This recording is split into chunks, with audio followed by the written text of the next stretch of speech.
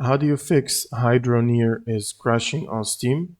So first you want to go to your library and open up the properties by right-clicking on the game, and then go to the General tab, Launch Options, and add -dx11.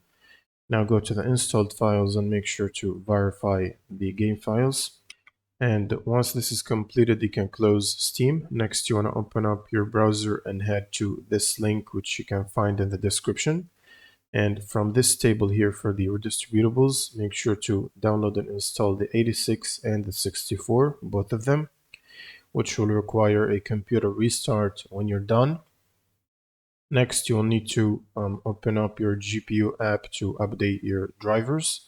So if you're running NVIDIA, you can use the NVIDIA app. Otherwise, you can use the AMD software. And from drivers here, you can check for updates and get the latest driver update.